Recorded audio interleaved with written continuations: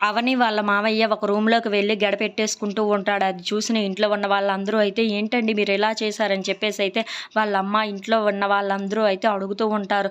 ఇంతలో అక్కడ ఉన్న వాళ్ళ నాన్న ఎంతకీ డోర్ తీయకపోవటంతో నాన్న తలుపు తీయండి, నాన్న తలుపు తీయండి అని చెప్పేసి అయితే అవని వాళ్ళ ఆయన అంటూ ఉంటాడు. ఇంతలో అక్కడికి ఒక లాయర్ అయితే వస్తూ ఉంటాడు. అది చూడగానే అక్కడ ఉన్న అవని వాళ్ళ ఆయన అయితే నాన్న లాయర్ వచ్చారు తలుపు తీయండి అని చెప్పేసి అయితే అంటూ ఉంటాడు. ఆ మాటలు వినగానే అక్కడ ఉన్న అవని వాళ్ళ మావయ్య అయితే బయటకు వస్తూ ఉంటాడు.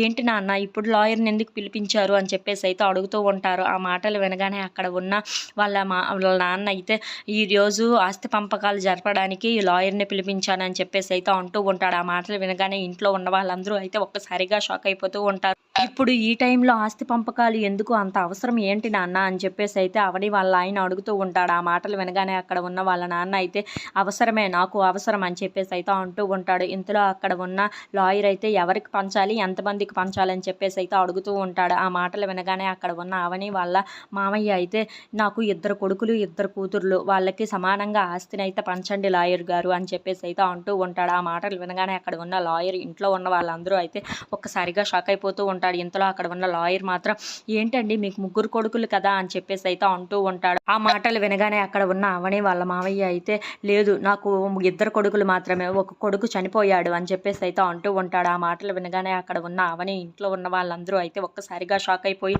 ఏంటి మావయ్య ఇలా మాట్లాడుతున్నారని చెప్పేసి అయితే అనుకుంటూ ఉంటారు. If you like this video please like, share and subscribe friends.